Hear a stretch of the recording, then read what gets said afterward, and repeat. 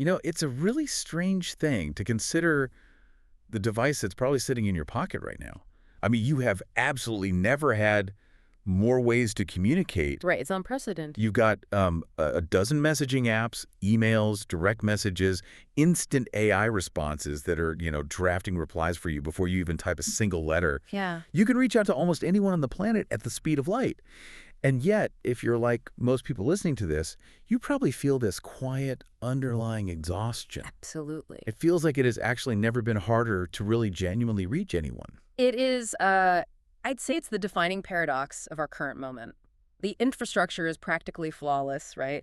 But the human experience of utilizing that infrastructure feels incredibly broken. Yeah. Yeah, and that disconnect is exactly what we are unpacking today.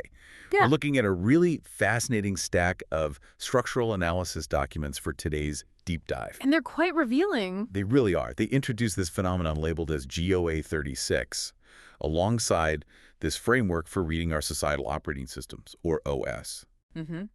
And just to be clear up front, we're not going to look at this through the usual lens of, complaining about social media algorithms or claiming AI is taking over the world. No, that's not the goal here. Our mission today is to explore the hidden architecture of why our world is incredibly open, yet functionally unreachable.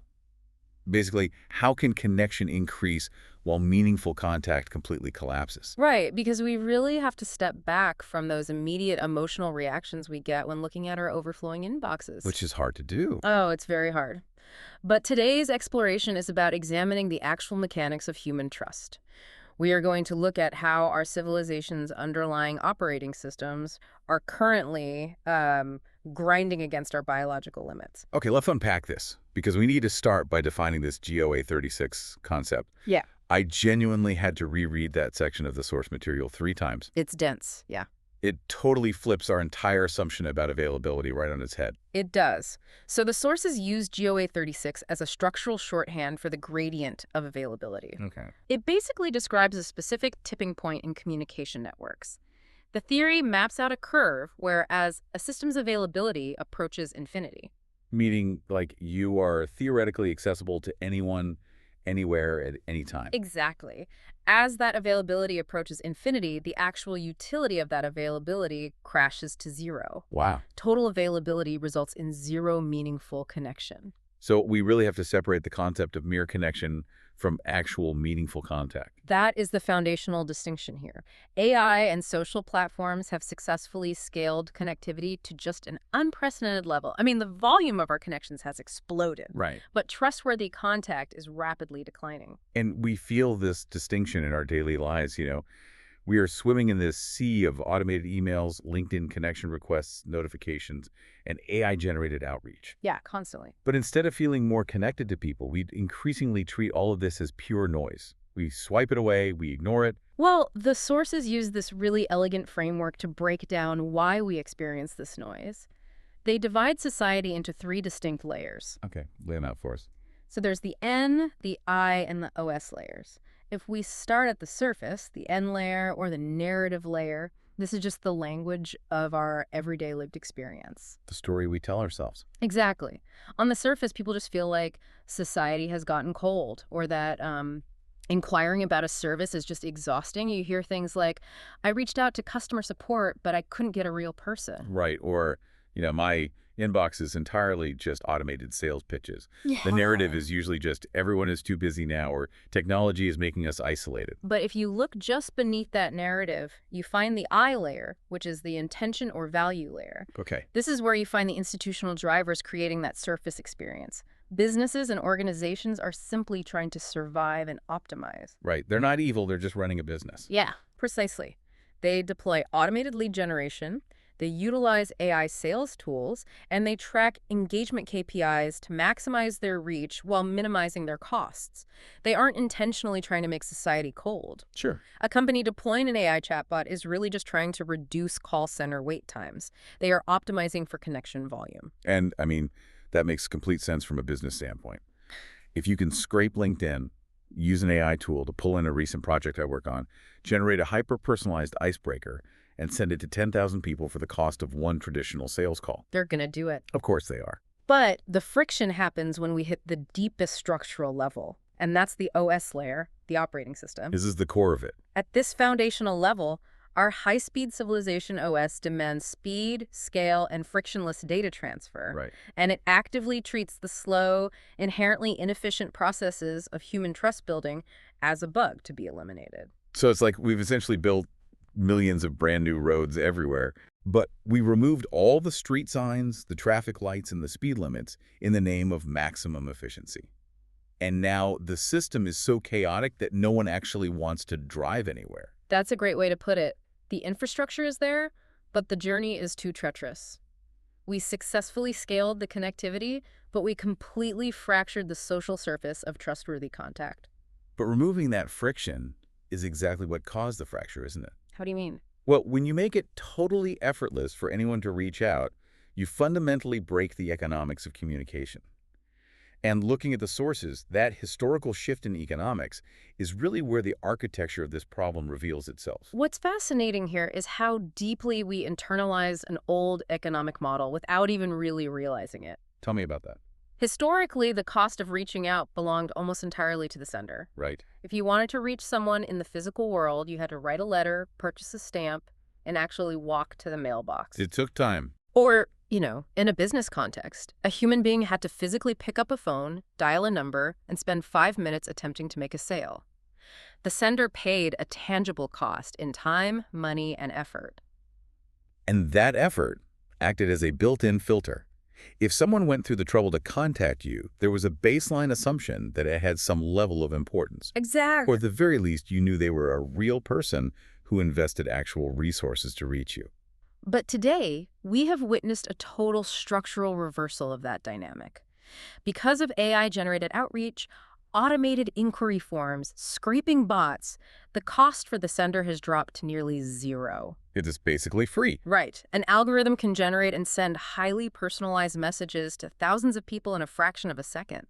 But the structural reality is that the cost of that interaction hasn't disappeared. It just moved. Yes. It has simply been transferred entirely to the receiver. The receiver now pays what the sources call the verification cost. And this is the part that totally changes how you look at your phone. It really does. Because every single time your phone buzzes, every time you open an email, your brain has to expend energy asking a series of questions. Think about the mental checklist you run through now. It's exhausting. 10 years ago, if a text popped up from a friend saying, "Hey, are you free?" Yeah. You just thought, "Oh, Dave wants to grab a beer." Right. Today, you subconsciously ask, is Dave's phone spoofed? Is this a phishing attempt? Is this some automated funnel? Is this actually worth my time? And that verification process is cognitively expensive. When the sender paid the cost, receiving a message was a relatively passive, neutral event. Yeah. Now, getting a message is an active burden. The receiver is forced to do the heavy lifting of determining reality. It's like you've suddenly been forced to act as a full-time bouncer for your own inbox. And really for your own brain. A bouncer, You yeah. have to stand at the door, check the ID of every single notification, look for fake IDs, decide who gets in, and the line of people trying to get into the club literally never stops. No. This invisible constant verification is what is secretly bankrupting our social energy. It's not that we don't want to connect. It's that checking IDs all day is exhausting. And that exhaustion translates into a physical toll. The sources frame this through a structural concept they call speed and shear. Here's where it gets really interesting, because this part blew my mind. Think about your own inbox right now. When you leave an email sitting there for a day, you don't just feel busy, you feel guilty. You feel like you're failing. Exactly. You feel like you are failing the system. That guilt is the psychological output of the sheer force the sources are talking about. If we look at the OS layer we discussed earlier, we see a system optimized for instantaneous data transfer. The machine world, the algorithms, the automated platforms operates at a speed that is entirely frictionless. Right. It demands instant responses, permanent availability, rapid judgment. Wants it all right now. But the human nervous system has a biological limitation. We simply cannot synchronize at machine speed. We are just fleshy, slow creatures trying to plug into a fiber optic cable. The sources outline what humans still process incredibly slowly, and this is key. It's not a flaw, it's a requirement. Right, it's how we function. We require hesitation to gauge a situation and establish trust. We need time to understand deep context, to read the nuance between the lines, and crucially, We need time for emotional recovery. After a tough interaction. Exactly. After a demanding interaction, humans require what the text calls resynchronization. We need time to catch our breath. But the machine OS doesn't breathe. No, it doesn't. So when you force a low-speed human nervous system to constantly interface with a high-speed, always-on operating system, you generate violent friction. In physics, when two connected things are moving at drastically different speeds, it creates shear force. It literally tears the connecting materials apart. So this shear is the literal friction between me needing 5 minutes to compose my thoughts after a difficult conversation and my email platform expecting a reply in 5 seconds. Right. While it's simultaneously delivering 5 new, completely unrelated demands on my attention. The structural result of that relentless shear is profound contact fatigue and something the text calls chronic depolarization. Chronic depolarization. Yes. We are exhausted because we are continually being forced to synchronize with a machine rhythm we physically cannot match. We just can't keep up.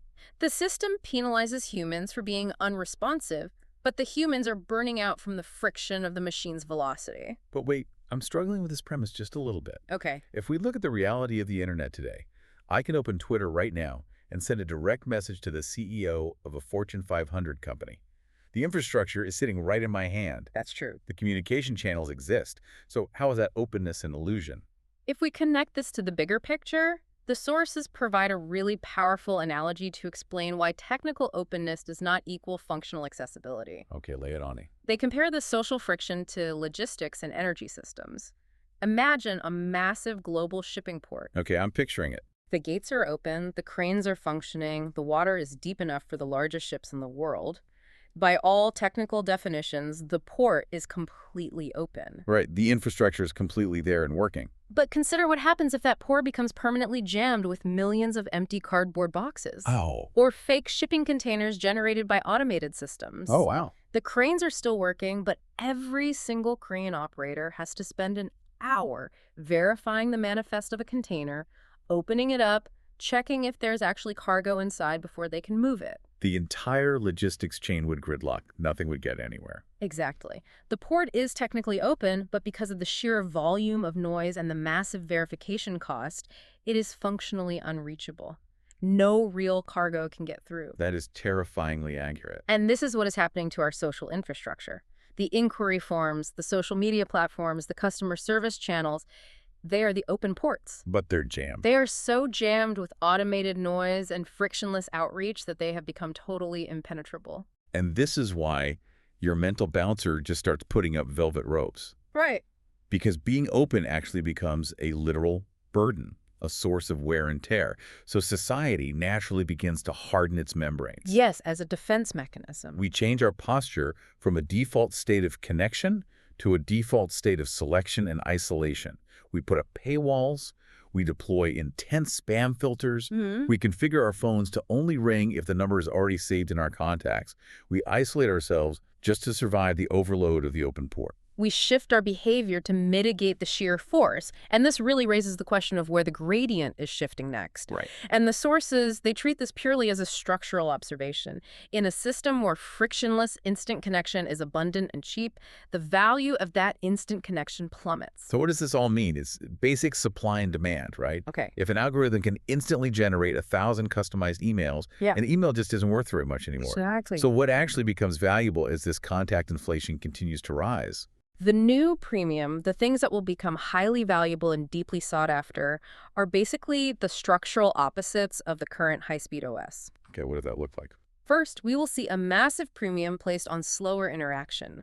Low-speed contact points will become luxury services. Yeah. The ability to interact with a system or a person who isn't rushing through a script, who actually takes the time to establish trust. It's like artisanal communication. Small batch, slow brewed contact instead of mass-produced data transfer. That's a brilliant way to phrase it. The structural term the sources use for the next premium is resynchronization space. Resynchronization space. These are environments that institutionalize the right to pause. Systems that do not demand an instant reply, that respect the biological human need to process and recover, those will be highly prized. Wow. We will value spaces that just don't penalize you for stepping away from the treadmill.